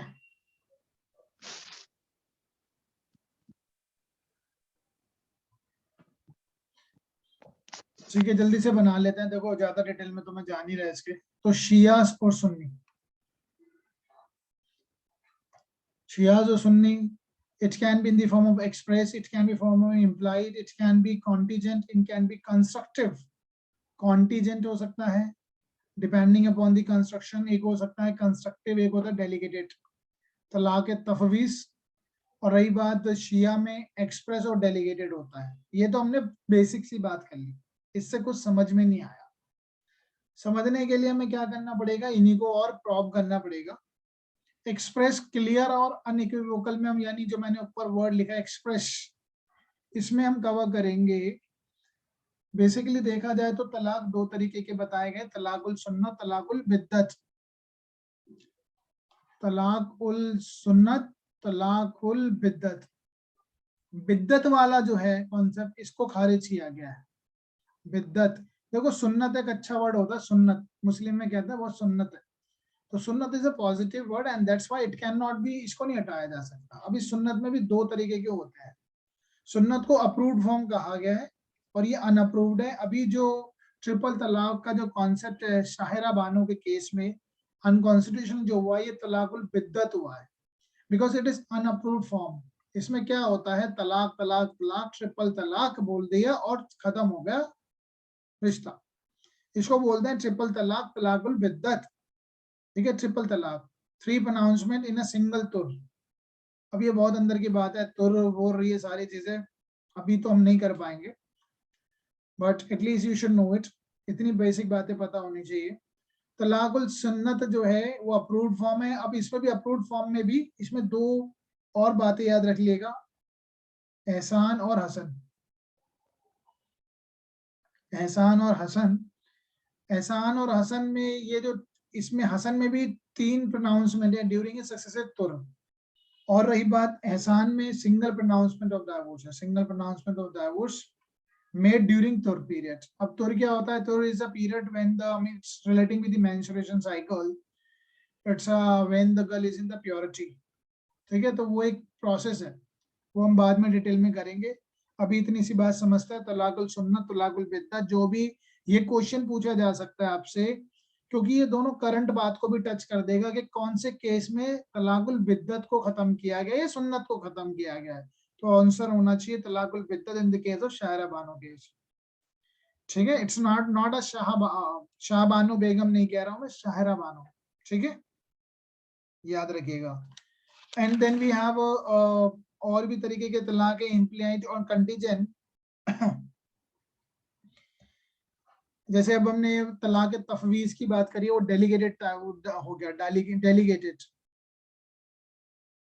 दैट इज तलाक तफवीज, डी का लिखा है मैंने, ठीक है, दिस वन ही तलाक तफवीज, यानी मैंने राइट दिया है कि इसको वाइफ को ही, that she can give a divorce.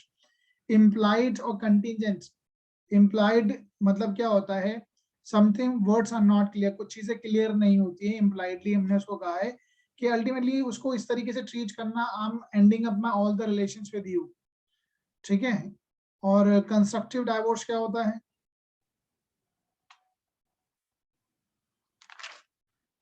Constructive divorce में बहुत सारे पॉइंट्स आते हैं और it's a very important. Constructive divorce, एक सेकंड स्पेस देखनी पड़ेगी, ठीक है, यहाँ लिखता हूँ। कंस्ट्रक्टिव डाइवोर्स के कुछ पॉइंट्स है, उसको आप याद रखिएगा। एक तो इला हो गया, आपने क्या कहा है कि भैया मैं शपथ ले रहा हूं, आई विल नॉट टच यू, ठीक है, आई will not cohabit with you, I will not do any sexual intercourse, तो कहीं ना कहीं ये एक शपथ है, वॉव बोलते हैं इसको, वॉव, ठीक है। फिर आता है जिहार, जिहार is like illegal comparison, unlawful comparison. आप अपनी वाइफ को कहते हैं कि you are like my sister, you are like my mother, बेकार की बातें करता है, ठीक है। और ये होता है फिर लियान, लियान इसका मतलब क्या होता है, एलिगेशन लगाना, allegation of what, adultery. Then we have constructive में हम कवर करेंगे, और नहीं कंस्ट्रक्टिव में तो नहीं होगा, भी अलग से है, divorce at the wife instance. हमने ये अधिकार वाइफ को दे दिया था जब हम शादी कर रहे थे, तो हमने उसको ही राइट दे दिया कि you can, I mean give a divorce, that is called खुला, मीन्स टू पुट ऑफ। और एक और होता है म्यूचुअल कंसेंट से, जिसको बहुत इंपॉर्टेंट रहता है, ये होता है मुबर्रत या मुबारत, मुबर्रत बोलेंगे, मुबर्रत, ठीक है। डाइवोर्स में म्यूचुअल कंसेंट, खुला ऑप्शन दे रखा है वाइफ को, लियान एडल्ट्री, जिहार इलीगल कंपैरिजन, अनलॉफुल कंपैरिजन, इला शपथ लेता हूं मैं, ठीक है, ये आई विल नॉट इला डू और कोहैबिट जहर विद जो यू। है सर, ये इला और जहर जो है ये हस्बैंड के पास है, राइट? राइट। इला और जिहार, हाँ, और लियान जो ये है ये वाइफ का राइट होगा फॉर लियान, डाइवोर्स। ये बेसिकली हस्बैंड जब एडल्ट्री के चार्ज लगाता है, ये बात अगर सिद्ध नहीं होती है तो वाइफ का राइट बन जाता है डाइवोर्स देने का। लियान ये अपनी वाइफ पे एलिगेशन लगाता है कि you are in the involved in adultery, if it is fails, अगर वो फेल हो जाता है तो ये ग्राउंड बन जाता है वाइफ को, ओके, यही वाइफ मैं कैन पूछी, गिव अ डाइवोर्स। हाँ जी, वाइफ के लिए डाइवोर्स का ग्राउंड बन जाएगा ना फिर हाँ ये वाइफ। वाइफ देगी ना कि मेरा पति मेरे साथ ये करता है, तो वाइफ के पास भी ठीक है। ग्राउंड आ जाएगा, ठीक है। और खुला तो समझ में आ ही गया होगा, खुला क्या है, means to put off, laying down by the husband is right, husband ने अपना अधिकार किसको दे रखा है, वाइफ को दे दिया था, ठीक है। Divorce with the consent instance of the wife, she gives a consideration, उसके लिए उसने उसको पैसा दिया है, ठीक है, कंसिडरेशन टू हस्बैंड और एग्री फॉर हर रिलीज, उल्टा हो गया, ठीक है। अब बहुत सारी चीजें हैं, इतना ध्यान रखिए काम चल जाएगा। बहुत अंदर से वो क्वेश्चन पूछते नहीं, आते ही नहीं है तो अंदर तो कहाँ जाएंगे वो, ठीक है। तो मोस्ट प्रॉपर डाइवोर्स कौन सा है, सबसे सही तरीका कौन सा है, तलाक, हसन तलाक, एहसान, कौन सा होगा, एहसान, एहसान। ठीक है। तलाकुल सुन्ना, वैसे क्वेश्चन थोड़ा अजीब से बना दिया, इसको सुन्ना तो लिखना देते तो और भी क्लियर हो जाता। चलिए, in the ehsan form of talaq, the talaq is effective from the moment of pronouncement on the expiry of iddat, iddat तो follow करना ही पड़ेगा। तलाक कैन बी इफेक्टेड orally और written दोनों हो सकता है। Under Muslim law, the marriage, whether consummated or not, iddat has to be observed in case of death होगी, ठीक है, in the case of death or divorce.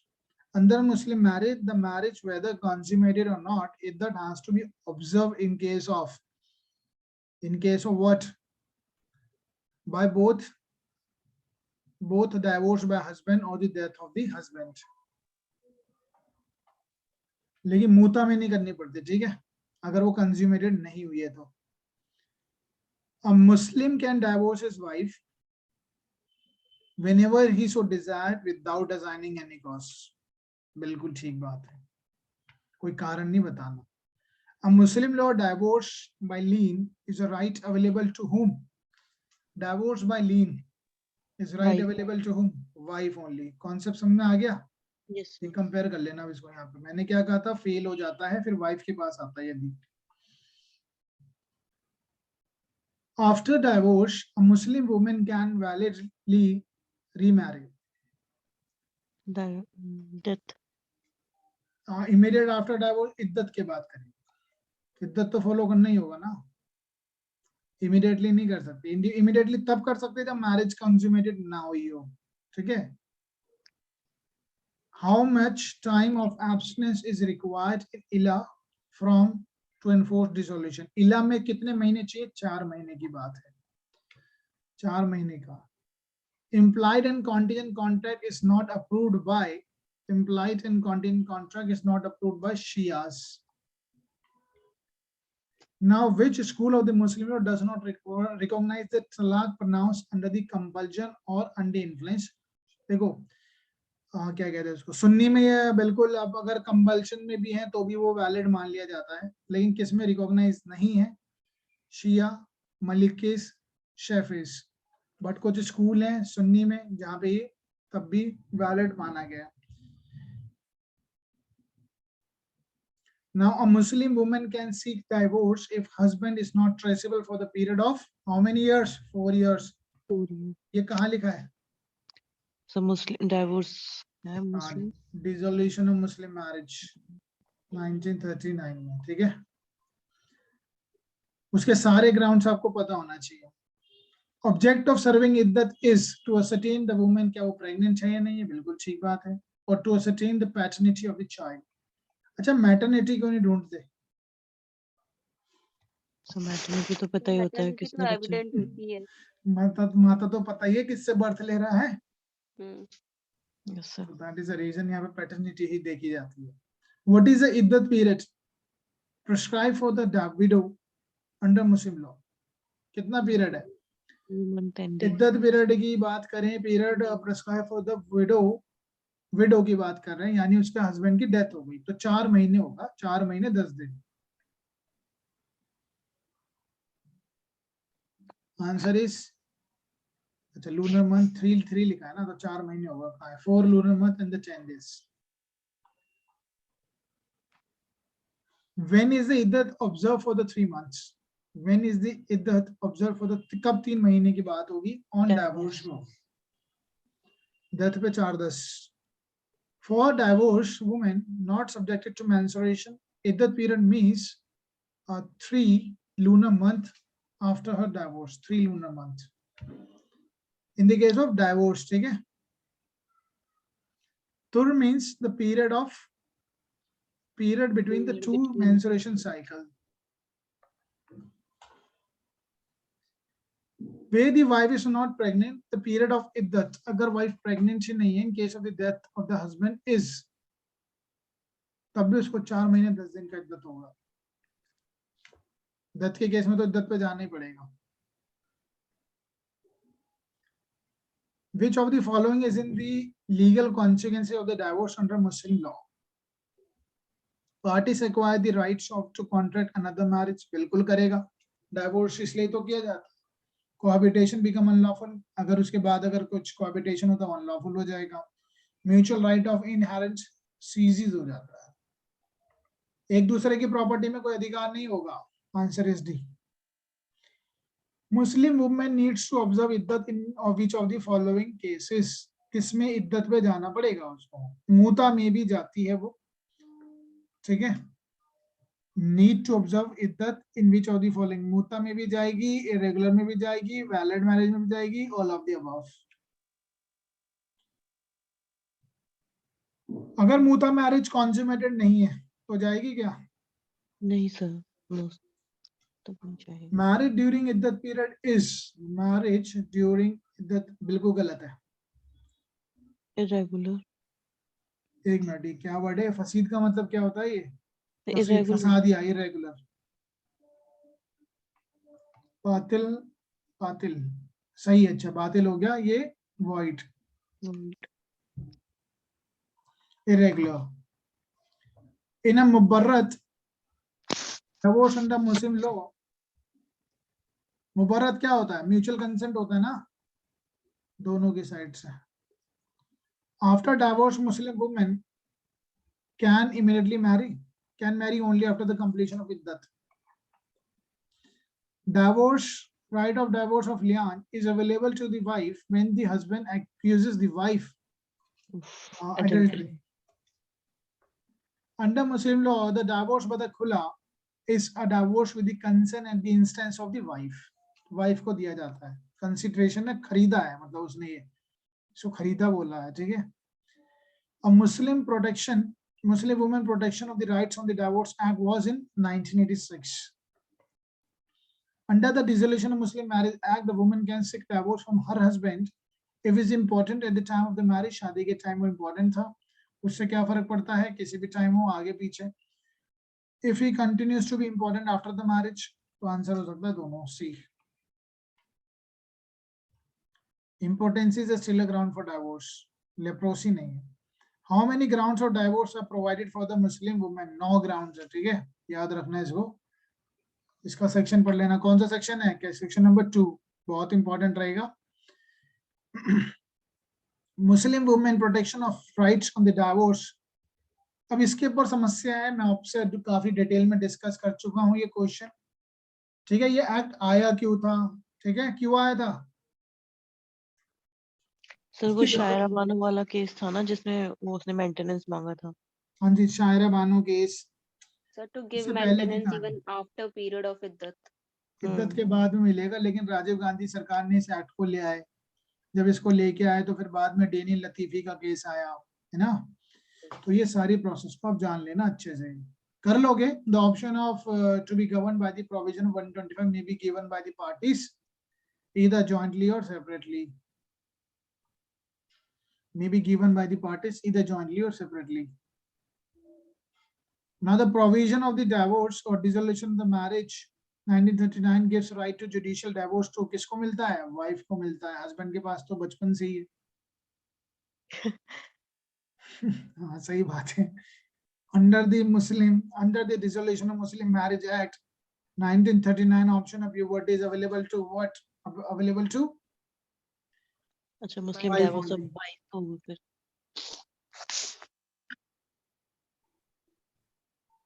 Under Muslim law, a marriage woman shall be entitled to obtain a decree for the dissolution of marriage on the ground that the whereabout of the 4 साल हो गया, 4 साल से उसका नहीं पता, ये तो 4 साल की बात कर रहा है. इसका सीक्वेंस याद कर लेना आप, ठीक है. सबसे पहली बात ही 4 साल लिखी. 4 साल से नहीं सुना, सजा कितने साल की हो गई है उसको? अगर सजा की बात करें, इज देयर एनी ग्राउंड जो पनिशमेंट की बात करता है? 7 years. कितने साल से छोड़ गया हो? डेजर्शन कितने साल का है यहाँ? मैरिटल ऑब्लिगेशन नहीं फुलफिल कर रहा है आपने. सर मैरिटल ऑब्लिगेशन का 3 years है. ओके. तो मेंटेनेंस का तो 2 ही है ना उसमें. 2 साल भी है, 3 साल भी. 3 साल है मैरिटल ऑब्लिगेशन फुलफिल नहीं करना. बेरेट में पढ़ेंगे अभी. और failure to maintain 2 years. Okay, ठीक है. Under the Dissolution of Muslim Marriage Act 1939, a Muslim marriage may be dissolved by which of the sir आपने following? क्या बोला कि उसमें पनिशमेंट 7 ईयर का है? हाँ 7 ईयर का पनिशमेंट है उसमें, जो अभी आपने बोला था. 7 year. हाँ, अगर उसको 7 साल की सजा हो गई ना हस्बैंड को, तो it's a ground for divorce. ठीक है sir. Under the Dissolution of Muslim Marriage Act 1939, a Muslim marriage may be dissolved by which of the following? As by husband alone, by ये क्या है? ये तो है नहीं. By the wife pronouncing, नहीं, ठीक है. Reference to relationship, इसमें आएगा, कोर्ट में जाना पड़ेगा. Dissolution of Muslim marriage 1939 is based on the following school of the Muslim law. Important question है, किसकी पे आधारित है? हनाफी, ठीक है. In Muslim law, when the husband and the wife both desire to separation, the transaction is known as talaq mubarrat, ठीक है. Listen. When a Muslim may give talaq in the state of intoxication or under pressure, Sunni में allowed है, ठीक है. नशे में भी तलाक नहीं देना उसको. By the third pronouncement, utterance of the talaq which under the talaq becomes effective. तीसरी बारी में कौन सा हो जाता है? हसन होता है, ठीक है। एहसान कौन सा होता है? एहसान होता है एक बार। कैसे याद करोगे? एहसान कितनी बार करोगे? एक बार करोगे, ठीक है। इंसान पे कितनी बार एहसान करोगे? एक ही बार तो करोगे, बार बार करोगे? हाँ जी, एक बार पर करेंगे। इंसान हाँ, इंसान इंसान पे डिपेंड इंसान करता पर है, डिपेंड करता है जी। ठीक है, लेकिन एक बार कर देना बहुत है। Iddat is a period during which a Muslim woman is prohibited from marrying on a dissolution of marriage. Iddat is a period during which a Muslim woman is prohibited from marrying on the dissolution of the marriage. ठीक है, prohibited from marrying, नहीं कर सकती शादी, चाहे उसका death हो जाए हस्बैंड की या डाइवोर्स हो जाए। If a Muslim husband has falsely charged his wife with adultery, the process of retract is called, एक मिनट, क्या लिखा है? If a Muslim husband has falsely charge his wife, ठीक है, ये तो लियान की बात कर रहा है ना, अडल्ट्री के चार्ज लगा रहा है, उसके बाद वाइफ के पास राइट ड्राइव्ड हो जाएगा। अंडर मुस्लिम लॉ खुला एंड मुबर्रत दोनों क्या है? डाइवोर्स ऑफ ग्राउंड है, किसको मिले हैं? वाइफ को। Form of dissolution of marriage by agreement, ठीक है, एग्रीमेंट हो गया एक तरह का। मुबर्रत में हस्बैंड को भी मिलता राइट, ऐसा नहीं है, हस्बैंड और इन दोनों की अपनी मर्जी से हो रहा है ना, लेकिन ये दोनों एक क्वेश्चन का फ्रेमिंग चेंज हो गया, इसलिए एग्रीमेंट से आएगा वर्ड। तो लाकुल बिद्दत इजा गलत है, तो इर्रेवोकेबल डाइवोर्स है, इसको इनवैलिड भी हो गया है, सही नहीं है भी। शहरबानो केस में गार्जियनशिप, गार्जियनशिप को क्या बोलते हैं? हाँ जी, गार्जियनशिप को क्या बोलते हैं? पेरेंटेज। Parentage, Acknowledgement. नहीं, कस्टडी, हिजानत, गार्जियनशिप को क्या बोलते हैं? आई am not getting the word, ठीक है, चलो देख लेंगे। Under Muslim law, the following are the guardian for the minor of the marriage of guardian for a marriage of a minor. Under Muslim law, the following are guardian for a marriage of a minor. Minor की शादी के लिए कौन कौन होगा? बड़ा ही बेकार सा क्वेश्चन है ये। देखो क्वेश्चन नहीं, कॉन्सेप्ट कितना बेकार है। सबसे पहले तो हो जाएगा फादर, उसके बाद आता है ये ब्रदर, फिर आती है मदर। कितना बेकार है ना, घटिया concept. Mother's right to have the custody of the minor child is known as, माँ के पास रहेगा ना बच्चा, हिजानत।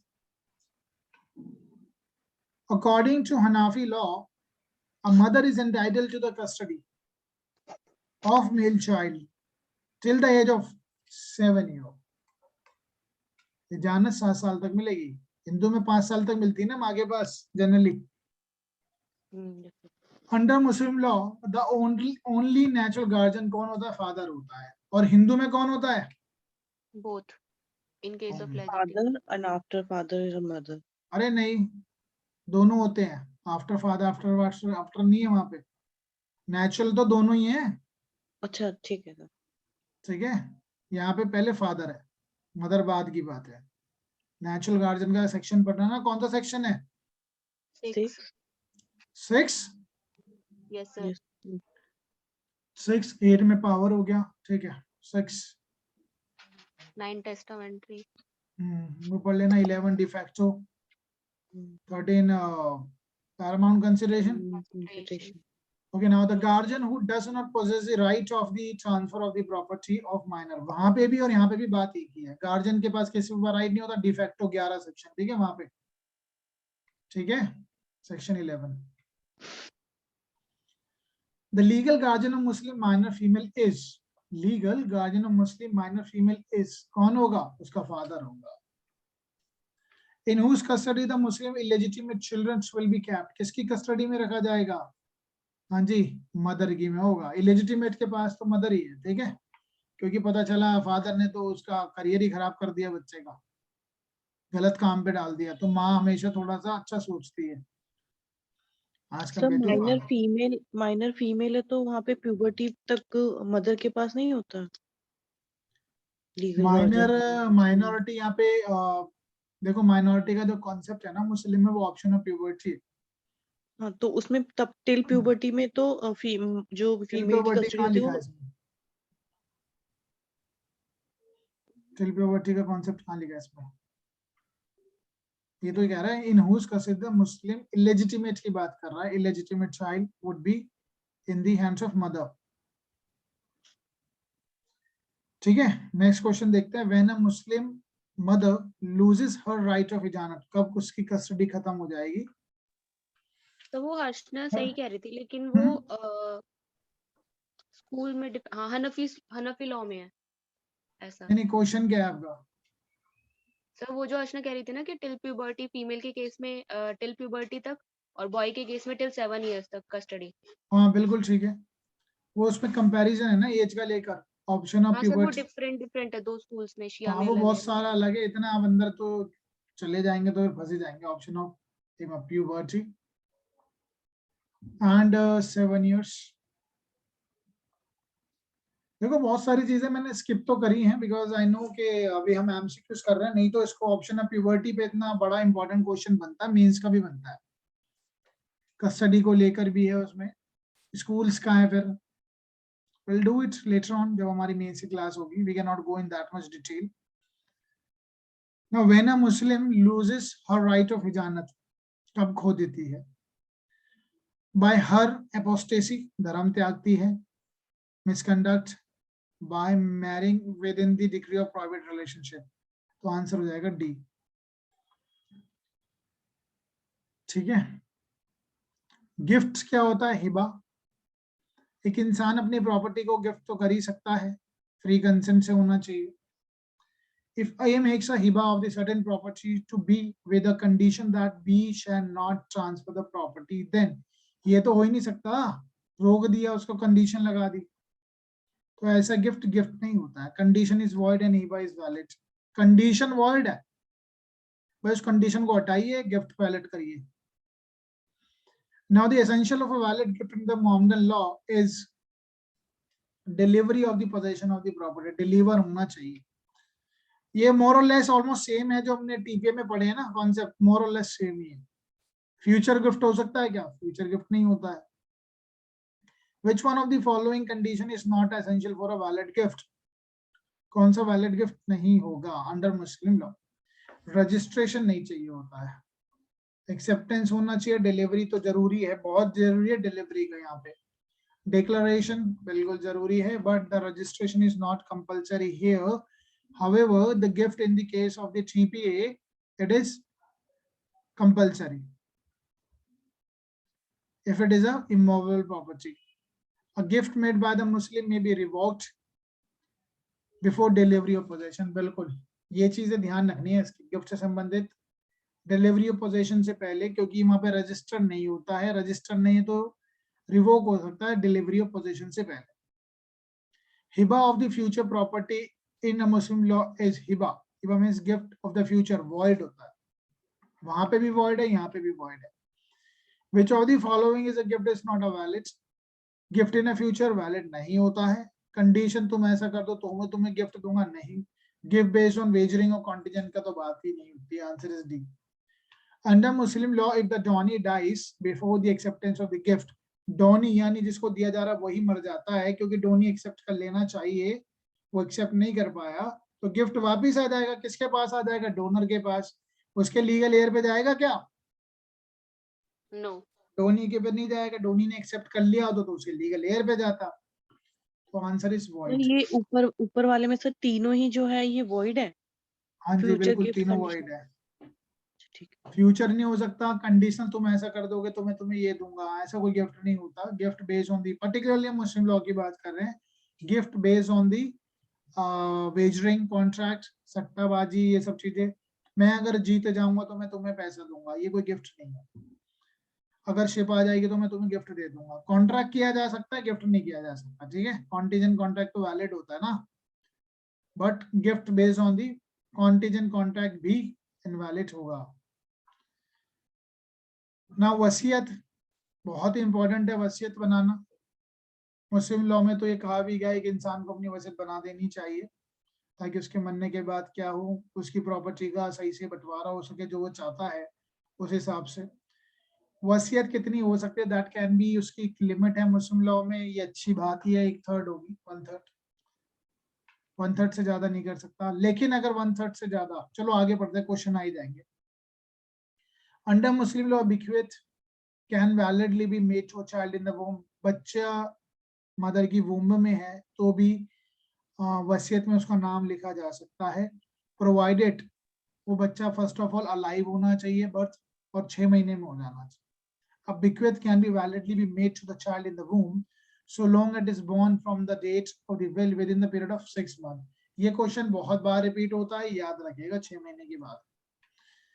Bequeath made to the person who causes the death of the testator, बिल्कुल कुछ नहीं मिलेगा, ठीक है, चाहे इंटेंशनल हो चाहे एक्सीडेंटल हो, ठीक है, वो है सुन्नी में। अब इसमें भी देखो डिफरेंस होता है, सुन्नी और शिया में सारे डिफरेंस करने बैठ गया तो ये 2 घंटे का 20 घंटे का लेक्चर बन जाएगा, ये है ना, आप लोग समझ रहे हो इस चीज को, तो ये सर वो डिफरेंस तो होता ऊपर ही है। वाला, हाँ जी, सर ऊपर वाले क्वेश्चन में भी, इसमें भी क्लियर नहीं किया कि सुन्नी लॉ या शिया, इन्होंने ना मुस्लिम लॉ को मतलब इम्प्लाइडली सुन्नी लॉ हाँ, समझ के आंसर्स लिखे हुए हैं। बहुत सारी जगह ऐसी है, जैसे हमने शुरू में भी बात की थी, तो जहाँ पे मैंने खुद कहा था इम्प्लाइडली इसका आंसर वो इरेगुलर जिसपे हमने दिया था शुरू में, जी जी जी, क्योंकि 55। मेजोरिटी है तो उसी के आधार पे। लेकिन ऐसा करना नहीं चाहिए, बिकॉज ऐसे कानून में एम्बिग्यूटी चलती नहीं है, नहीं तो सेक्शन कौन सा लग जाएगा, 30 लग जाएगा, कॉन्ट्रैक्ट अनसर्टेनिटी लग जाती है ना। अब वो चैलेंज हो कॉन्ट्रैक्ट का जाएंगे। एग्जांपल है, हाँ, तो चैलेंज होती ही ये चीज है, it's not a clear.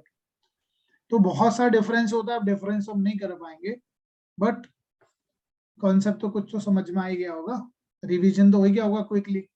Yes sir. Sick man makes, एक आदमी होता है, एक उसको बोलते हैं मर्जुल मौत। अब पढ़ा है ना मर्जुल मौत, थोड़ा तो जानते होंगे, जब मरने से पहले उसका बेड डेट्स पे है, मरते मरते कुछ करता है, अपनी वजह से पूरा नाम कर जाए किसी के, कर सकता है, नहीं करेगा। A sick man makes a bequeath and the being unable to speak from the weakness gives a note, गर्दन हिला देता है with his head and he dies without regaining the power of speech. The bequeath is क्या है, valid होगी या नहीं होगी? हाँ जी, valid to the extent of 1/3 तक तो वैलिड होगी। After declaration of the waqf, the property becomes the vested in the name of the God. अल्लाह के नाम पर जाती है, ठीक है। वक्फ कितने 3 चीजों के लिए होता है, for the religious, charitable and एक और पर्पस है, चैरिटेबल, अरे कौन सा वर्ड बोल रहा हूँ मैं, charity, religious and for the purpose of, चलो क्वेश्चन आएगा तो पता चल जाएगा। Who can not be appointed as मुत्तावली, मुत्तावली इज अ मैनेजर, ठीक है, मुत्तावली is a manager of the वक्फ प्रॉपर्टी। तो ये कौन नहीं हो सकता, वाकिफ तो होता ही है, वाकिफ सन बिल्कुल हो सकता है, वुमेन हो सकती है। Non Muslim where the religious acts are to be performed, ये नहीं हो सकता, non Muslim where religious acts are to be performed. D, manager of work is known as मुत्तावली कहा जाता है, ये क्वेश्चन आ सकता है, बड़ा इंपॉर्टेंट रहेगा। अच्छा, मुजावर कौन होता है? हाँ जी, वो इज मुजावर, बताइए जल्दी से, ये कुछ नहीं, एक वर्ड है। हाँ, नहीं पता।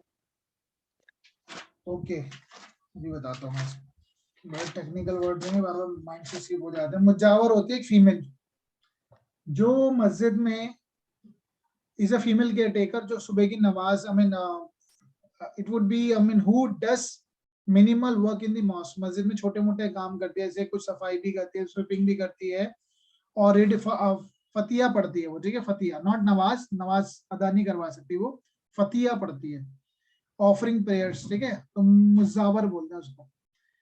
सजदना नशीन कौन होता है? बेसिकली इसमें देखो काफी सारी चीजें, मैं उसमें डिटेल में नहीं जा पाऊंगा, जैसे आपने तकिया वर्ड सुना होगा, दरगाह सुना होगा, इमामबाड़ा सुना होगा, तो इनके रखवाला जो है, जो रिलीजियस प्रिसेप्टर होता है, मैनेजर ऑफ द, एक ऐसे ही कनक होता है, कनक, उसका रखवाला जो होता है वो, जैसे हिंदू में मठ होता है ना, मठ,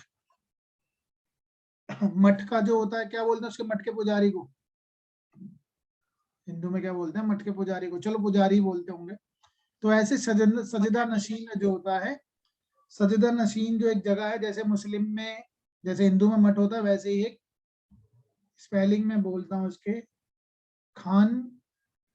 खंगा बोलेंगे इसमें, खंगा।